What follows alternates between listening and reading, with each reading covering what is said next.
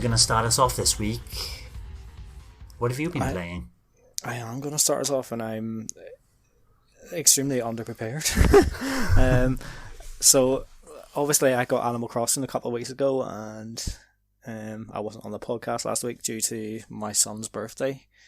So I've put a couple of weeks into Animal Crossing. I've probably put more time into it than I maybe anticipated. I'm probably pushing nearly 30 hours, which in the space of 2 weeks for me is like unheard of these days. It's just you never find the time. But Animal Crossing it's very addictive, and it's not generally my sort of game. But like weeding and like planting trees and watering plants and stuff shouldn't be appealing, but somehow it's just the game finds a way of making it like interesting, and you feel like you have to go in and do all that stuff.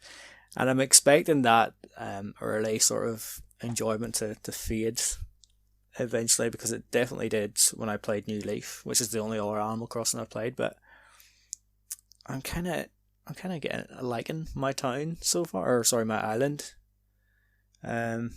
Whenever I first started, I wasn't really cared about the placement and stuff, thinking, oh, whenever terraforming comes, which I still haven't unlocked, by the way, whenever it comes, I'm just going to rip everything up and put everything exactly where I want it to. But the more I've sort of like footed about with my town, or my island, the more it's beginning to feel a wee bit like home in a way, and I don't really want to make too many adjustments.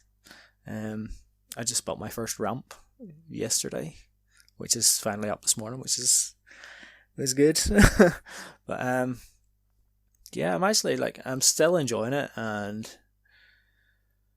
obviously waiting for the bubble to burst, but that's just me generally in life. Yeah, like sold turnips last week for a nice profit. Always on the turnip market, good. Yeah. I bought a lot more turnips this morning there. Have you managed to get yours this morning, Nick? Yeah, I didn't buy many. I got a few. I bought them in my own town because the price was all right, so I didn't bother like going anywhere, and I didn't get as many as I have in the past. Yeah, I've visited a couple of towns, and like I'm amazed at how far along people are. Like obviously, most people had it a couple of weeks before I got it, but just seeing how much people have done in their towns, and like how much money you nutters seem to have, it's like money feels like a precious resource to me, whereas everybody's like, I've got more bells than I know what to do with, really. And like, right, I wonder if I'll ever get to that stage, but you will. Like I cleared my savings account out this morning just to buy a pitiful 1,350 turnips, I think it was. But if you sell them for a lot of money, that's going to be 5 times, maybe 6 times the money that you put into them. So that's a lot coming. Well, I hope I can. Like work is an issue there because I won't be able to get on my Switch in the morning time, so I'll be missing all the AM prices. And obviously, if somebody has a good price in the morning, I won't be able to go to their island. So my opportunities have cut in half there. You're going to have to bring it to work and do it under your desk. That's not an option, unfortunately. But yeah, enjoying it, and looking forward to seeing how much further I can go with it. And I've almost finished building or sort of like planting a forest of fruit trees up in my sort of second tier. But yeah, apart from that, I sold out this week as well. Sold out to the devil, which is EA. Well, that's it then, yeah. The old team on the scrap heap. Yep, that's it. Animal Crossing, as much as I'm enjoying it or whatever, it's done pretty much what I hoped it would do, in that it's brought me back into the Switch again, because I've been really like absent from it pretty much most of the year. It's just nothing's really been grabbing me. So now since I've been playing Animal Crossing, I feel like I just want to play the Switch all the time. And then you buy a game that might push you away. Well, I dip into Rocket League now and again, and a lot of times when I'm playing it, it's like I'm enjoying it, but sometimes I feel like I need a more traditional football game.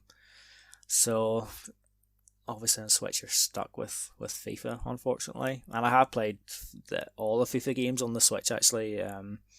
Like 18 was alright and 19 was fine. Like it has its deficiencies and stuff, but obviously 20 is exactly the same. But it was on sale as well for like £22. And I thought I'm gonna hate it, but I went and downloaded it anyway, and I actually have no regrets because I've been enjoying it okay and having some decent matches and scoring a few decent goals. So as much as I hate EA, at least I'm not hating myself too much. But yeah, it's better than FIFA 64. Just a little bit better. Thanks for watching, and don't forget to hit the subscribe button and give us a like if you've enjoyed our content. You can also check out our other great content on Twitter, Facebook, Instagram, and the N-E Café podcast from all good podcast providers. Just follow the links in the description below.